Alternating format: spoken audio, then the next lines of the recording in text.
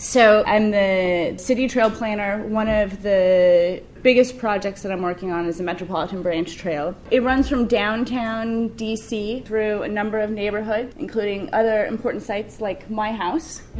It's an 8-mile trail, sort of in different states. It's a rail with trail. We actually share a corridor with CSX, or a major freight line, our metro line, our commuter lines. There are a lot of difficulties with that. Some of the trail we've been able to fit in quite nicely. When you're working on a rail with trail, you often don't have the infrastructure to fit a trail, so you have to do things like add an additional maybe tunnel next to the rail tunnel, and this is a major infrastructure that was built. The metro is, to the right there, and to the left is actually what was built as we extended. You do have nice views up there. It's a really, nice piece of the trail. Another thing I just wanted to mention with rail with trail, and this is something that we ran into difficulty with, is that whereas if you're building on an existing rail corridor, you have the grade, right? It's kind of flat and then it drops down. And so when we acquired sort of a section next to the existing rail corridor,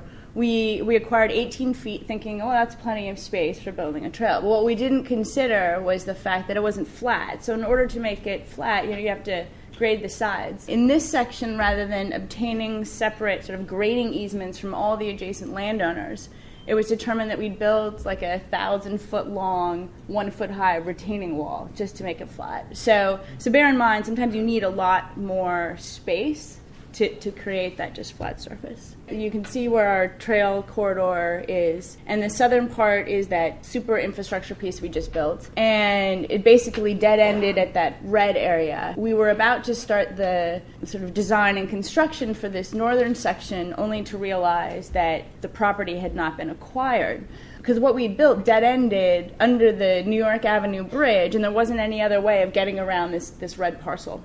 This parcel was owned by Pepco, which is our local utility company and electric company. And they actually, when they built this station, they left the area behind it available for the trail. But we'd never sort of finalized getting this land from them. So we are close to finishing that section of the trail. Yeah, hope to have, the rest of it done in the next couple of years. So that's it.